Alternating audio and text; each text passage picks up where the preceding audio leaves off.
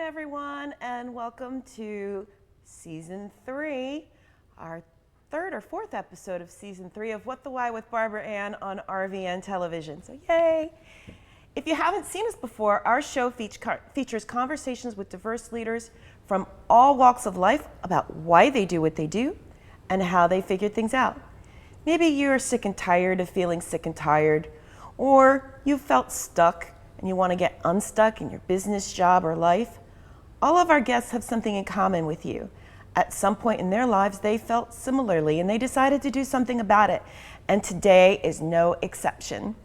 Please join me in welcoming Sejal Thakkar, a person on a mission to educate and empower people to create a world where everyone is treated with dignity and respect. Sejal is an employment law attorney, although I've often heard her describe herself as a recovering employment law attorney. She's a 2 times TEDx speaker and the founder and chief civility officer at KnetStream, a woman minority-owned training consulting firm where she helps leaders create positive, safe, and respectful workplaces through customized training and coaching. Sejal is also the chief culture officer of Nobody Studios, a venture studio that aims to create 100 compelling companies. She's responsible for cultivating a people-first culture at Nobody Studios. And as for her educational credentials, she graduated with honors from the University of Illinois at Chicago and cum laude, and from Northern Illinois College of Law. Through KnetStream, Sejal combines her extensive legal background with personal insights to empower individuals through education on a wide variety of topics. With a deep understanding of the legal landscape, she delivers engaging talks and workshops that shed light on civility, discrimination, bullying, harassment, and beyond. And additionally, her expertise extends to fostering a sense of belonging and creating an inclusive environment for all.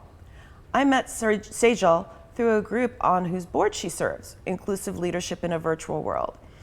And we've had some other guests, and now super excited to welcome yet another member of the ILVW world, board member Sejal Thakkar.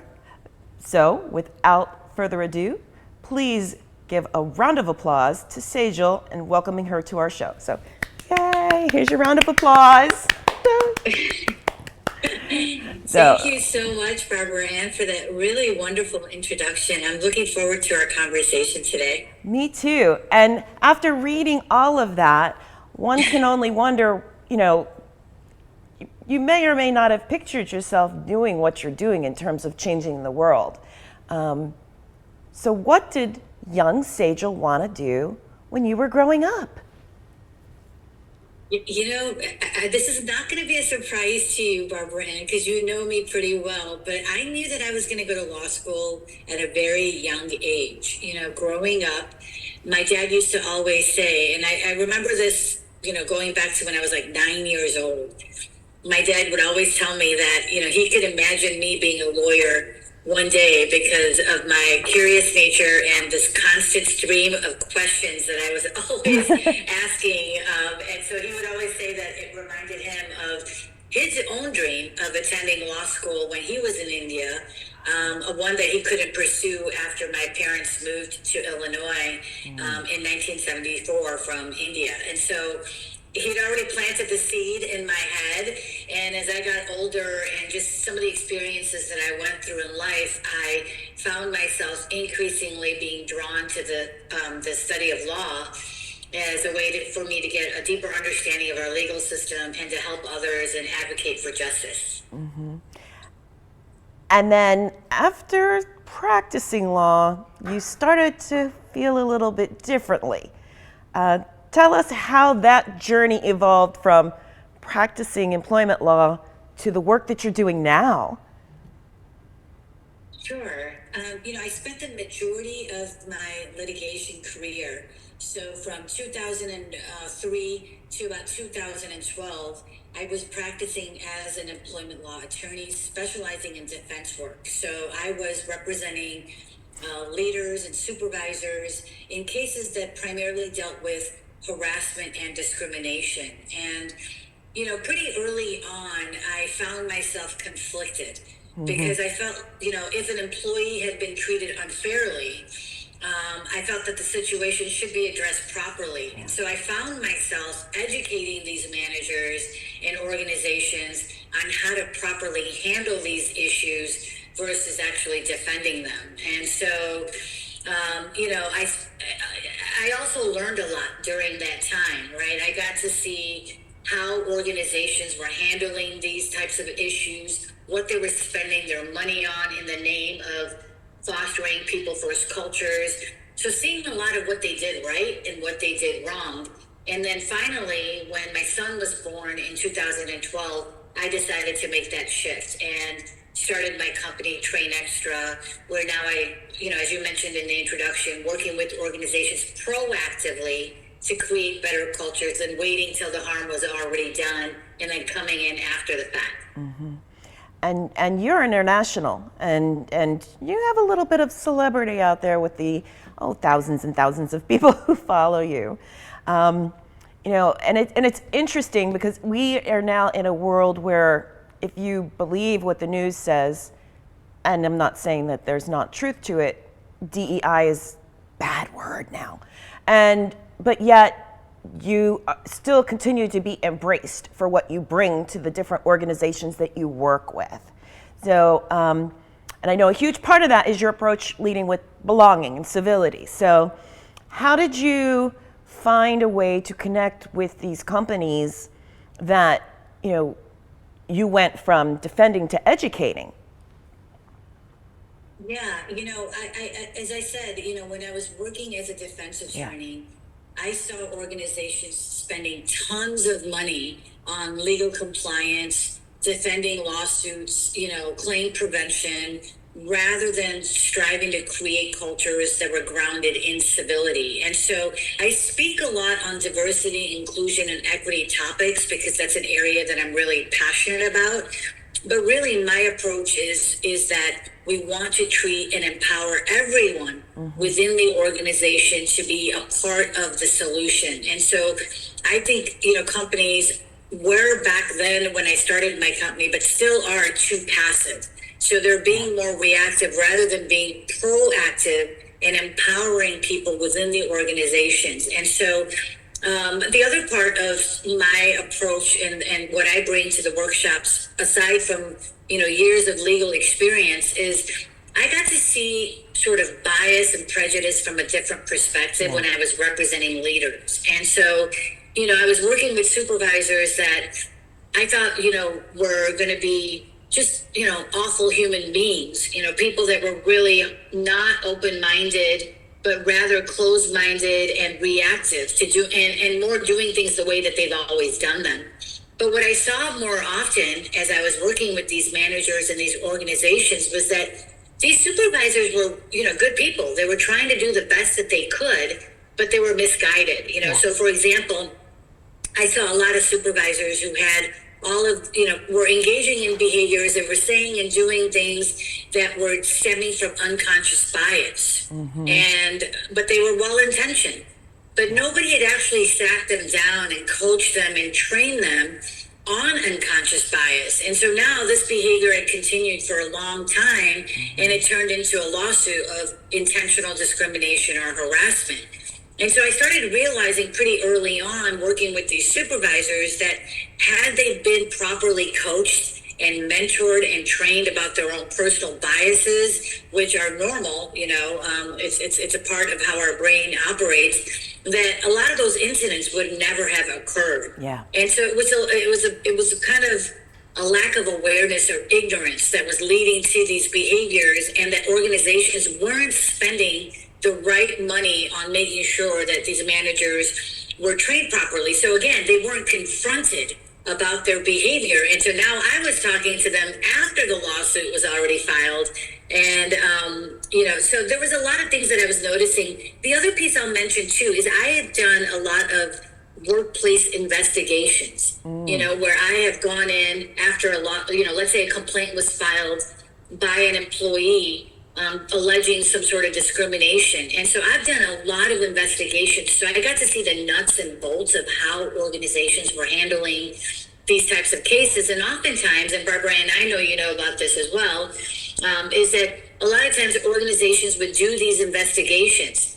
And then they would, say, okay, well, this manager, maybe they didn't maybe they didn't violate the law, maybe they didn't violate the policy, but they did engage in certain behavior that needs to be addressed. And so, the other part of what I saw a lot of was that organizations were only looking at behaviors and trying to fix those behaviors that were legally actionable, right? Rather than looking at behaviors that are not necessarily a violation of the law, for example, microaggressions or bullying or abusive conduct, which isn't a violation of law, but these were the type of behaviors that were happening more frequently. Your rude, your insensitive behaviors, your microaggressions, but they weren't really spending the resources on addressing those behaviors, right? And so a lot of my workshops really focus in on, let's just not wait to address behaviors once they reach that legally actionable place. Let's in fact talk and empower everyone to address all inappropriate behaviors or behaviors that don't align with your organization's core values instead of waiting till it's too late. And if I'm hearing it, it also sounds like there's a level of actual accountability in it, because we have some overlap, and what I'm finding is that there's no enforcement a lot of times of those earlier actions. Things could have been prevented, like you said, before they ended up in your case log, but the other people are standing by watching this behavior happen and feeling unempowered and not sure what to do about it, and feeling like that's been accepted and it's affecting the civility and the belonging in the environment, which I know is huge parts of how you approach things. So much so, so much so, I know you've even done some TED Talks, but I want to get back to how you decided to make the leap into this realm. I mean, you've had a child, you've decided to go into business for yourself. That takes a tremendous amount of courage to do. We were only a few years out from a pretty major economic downturn, and only to then go into COVID, and here you are building a business and building and building and building. So where did you find the courage to step out very publicly into this arena? It was really the birth of my son.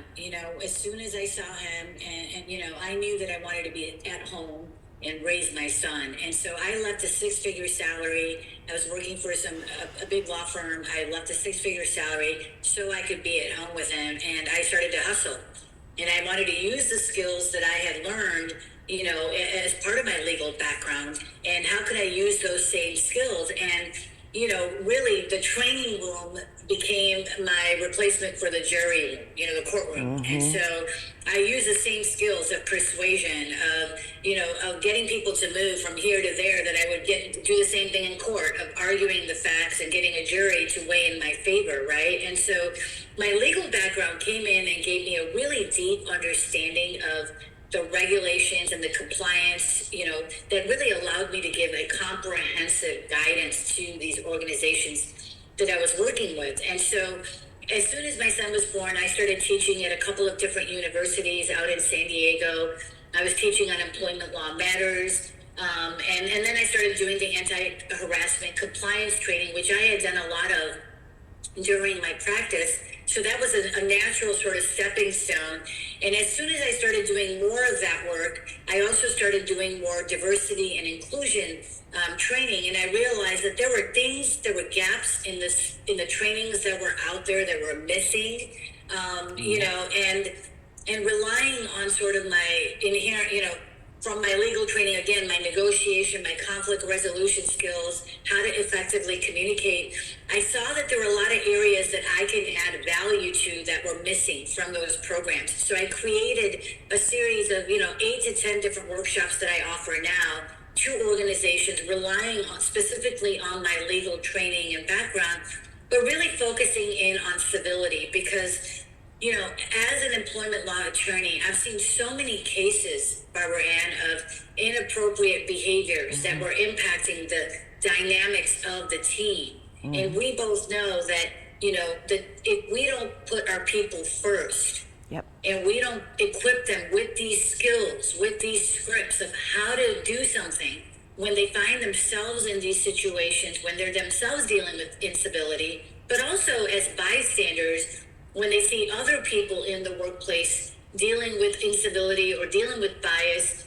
A lot of times people see this behavior going on, but they just don't know what to say, right? And workplace instability usually isn't confined to isolated incidents. It really permeates throughout the fabric of these teams. And so it results in, there's so much research out there of how harmful instability is in the workplace. I mean, SHRM issued this statistic a few years ago where they looked at organizations and how much organizations were spending on just, on the turnover that was happening in organizations.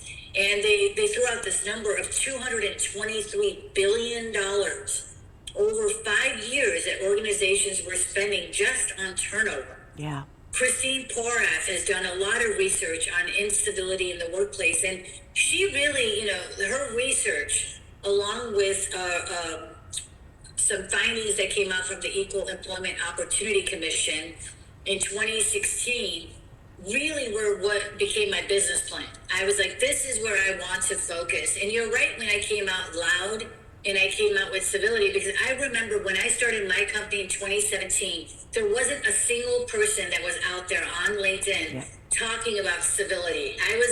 When I put Chief Civility Officer in my LinkedIn profile, I actually had a mentor reach out to me and say, are you sure you want to call yourself the Chief Civility Officer? That's pretty, that could be viewed as, controversial or provocative. And I was like, no, that's exactly what I'm out there doing, is telling people to be more civil. And here's what I mean by civility. And I'll tell you what, now you look on LinkedIn, there's so many people, saying that they want to do civility. And it makes me feel so proud and excited about that, because we need more people to be doing this work. We need more civility because the harm is so huge, that impacts organizations in such a big way. Yeah, and we're going to come back to that, because believe it or not, we're actually at time for our commercial break. So, audience, please come back for more of our very important conversation with Sejal after these messages from our sponsors.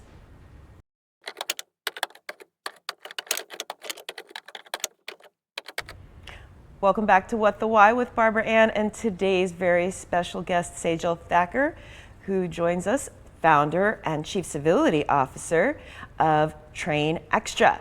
The recovering employment attorney that she is has seen a lot. And she was definitely one of the earliest voices to start out there speaking about civility. And you were getting ready to make some thoughts as we had to break for the commercial break. But yeah, we've seen it. And you mentioned, findings from the Society of Human Resource Management, for those who might not know what SHRM is, but so many more. And you and I could probably sit here and start spilling all kinds of statistics, but there's the practical applications. So, but let's talk about how you're turning things around. You've done 2 TEDx talks. I mean, when I first met you, you had done 1. Now you've done 2.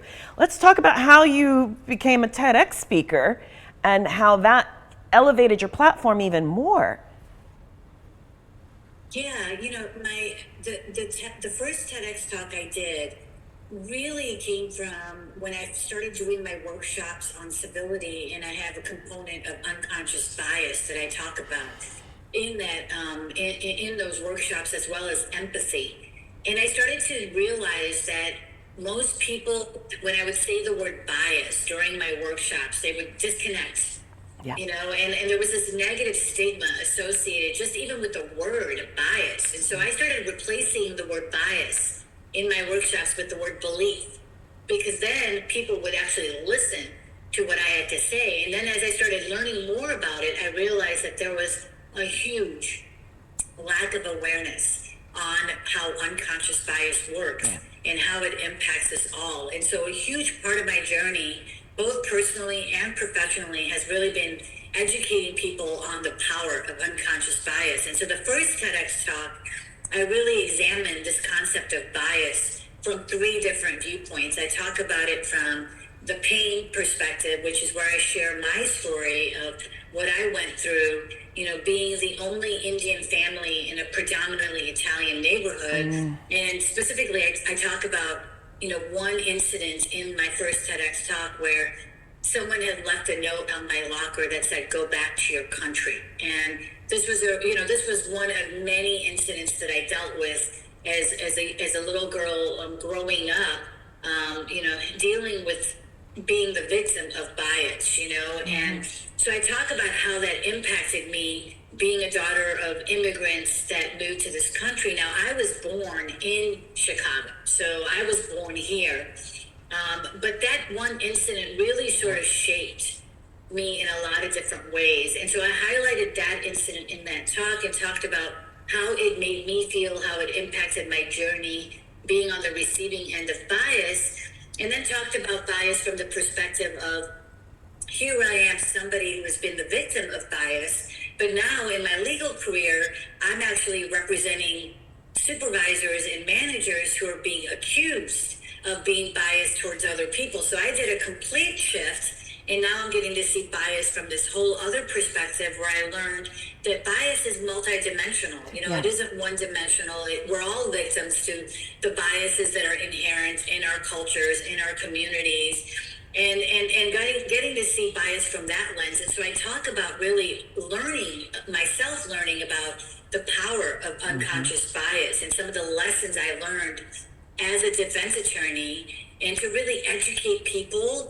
on the science behind unconscious bias. And so the third part of the talk is really about examining bias, about the power that unconscious bias has on literally every decision we make. And so I give a framework in that first talk about how we can mitigate our bias. So I use this HAT acronym to set up a framework to help people really mitigate unconscious bias. And so that was really the motivation behind the first TEDx talk. Wow. And then you were invited back to do a second. And so let's talk about the message that you share as part of that talk as well. Yeah, and the second talk really just sort of builds on the first one where, having gone through discrimination and harassment, there were many incidences where I felt excluded. And I know, we've all felt excluded, social exclusion at some point in our lives, but really talking about my journey, about having been excluded and not having the proper support from my family, or not having a support system, which a lot of people who are immigrants, don't have that support when we're dealing with that social exclusion. So how I really went from a place of not feeling a sense of belonging to finding belonging, in my own life, how I did it, what I say is the unhealthy way, right? I had to sort of figure it out on my own. I coped, I isolated, I dealt with it in an unhealthy way, and then really sort of weave in that story of when you support a child, and I talk about my son's story of when you have a child who's well supported, who has resources, how they deal with when they feel socially excluded. And so I kind of weave in my son's story to show people that we can go from longing to belonging in a healthy way. And so again, I use a framework there and using the word power to really inspire people to face their pain from, their social exclusion, how to move through it and really get to a place of belonging, and really starting, to shed light on, it's not about fitting in, that there are certain situations that we just can't fit in, but how do we still find that sense of belonging within us? And so that was the second TEDx talk that I did. And I think one of the things that I love about your approach is that you used the word comprehensive earlier. It's, when you say inclusive, you mean all inclusive. Just this morning I was in a meeting, and I sat through for 45 minutes, and this is a DEI meeting. I was like, so we've talked about race. There's so much more to DEI than race that we're not talking about what's going on today with genders and abilities and so much. And you focus on the whole person and everything that everybody comes with it, which is, it just makes it that much more special. And I know you've been involved very early on from the creation of Inclusive Leaders in a Virtual World, along with Matthew Cahill and others. Shout out to Matthew, who actually has the service mark on, or the registration on, if you have a brain, you have a bias. But I know you've partnered on some things. So let's talk about your efforts to really be, when you use the word inclusive, you truly are inclusive. Absolutely, yeah. I think that, obviously the primary layers of diversity that, the media and everyone seems to focus on are your race, your gender, your age, and those are all very important layers of diversity. But really, we're all different from each other. And so this is really about, in my workshops, I talk about that, and I talk about how diversities, we're also different, starting from our personalities, right? Like there's things that I do when I do my workshops. I joke around and I say, there's people in this audience that, you could have paid them enough to do a workshop in the way that I do it, because I'm an extrovert and I feed off of all the energy that I'm getting. And there are some people that are like, I'd rather be in a room reading a book, and that's how I get my energy. So starting with our personalities, we've all gone through different lived experiences. So we're all different from each other. And really it is about, if we want to create true inclusion and belonging, we have to include and empower everybody into that conversation, right? Otherwise, we can't do this right. And this was my beef with how some organizations handled when we went through the George Floyd situation recently. And they were going so deep into so many of these topics without actually setting the foundation at civility. I mean, if you can't even have people being civil to each other, we can't have those deeper conversations of DEI that are going to make it a long-term sustainable impact. Right now, there are certain times where we have to make noise and we have to get people's attention. But that's only going to lead to temporary change. It's not going to lead to long-term change, right? And so I think when we talk about civility, I really think that that's the bridge. That's where we can say, look, we can't move the needle on diversity and inclusion until we can get people to this point to say, we're going to treat each other with civility, regardless of whether we agree with each other or not. Because here's the reality, is that diversity is here. Is here to stay, and it's going to get more diverse as we become more global. And now, look at us, we're talking to each other. I'm in San Francisco and you're on the East Coast, right? You're all the way over there. I have clients that I'm doing these workshops for globally. And so we need to be prepared for, how do we deal with someone that speaks a different language, that has a different religion, that is a different sexual orientation, that interacts and communicates differently than I do. And I think we need to get ahead of it, right? And so by fostering civility as the core, that allows us to open up the conversation into all these really important but deeper topics. Yes, 1,000 times yes. And believe it or not, we are actually at time. So I could say just Google Sejal Thakkar and you'll see tons of stuff. But what is the best way for people to connect with you, as well as find your TED Talks? Yes, the two best ways to get a hold of me is my website, which is Train Extra, and it's TRAINXTRA. There's no E in the extra, Train Extra. And there you can find a lot of information about the workshops that I offer, the public speaking that I've done, including the 2 TEDx talks. And also if you're on LinkedIn, I spend way too many hours on LinkedIn, but I'm always posting information. I think that this is all about empowering people. So I'm always on the lookout for good information that's going to help organizations, help leaders become better leaders. So connect with me on LinkedIn if you're on LinkedIn, and it's just Sejal Thakkar at LinkedIn. Yeah, I was going to say, someday you'll have to do a workshop on how you manage with 30-some thousand followers just on LinkedIn alone. I spend way too much time on there, Barbara. Way too much time, believe me. Well, it works because your message is getting out there. So thank you very, very much for taking time out of what I know is your crazy busy schedule to do this episode with us. I really think it'll make a difference. Now, regarding more with season 3, we've got a lot of other additional really exciting guests coming up as well. And please believe me when I tell you, you don't want to miss what any of them have to say. Also, now that the move is kind of settled down, we're going to start having more guests back in studio. So we're looking forward to that as well. If you have not seen seasons 1 and 2, they are available. And If you didn't see my last episode, which is now season 3 on demand, I'm happy to tell you that effective season 3, all episodes go right on demand. We don't have to worry about, when does that show air? I don't remember. Not a problem, because it's available 24 hours a day, 7 days a week on RVN Television, as well as Roku.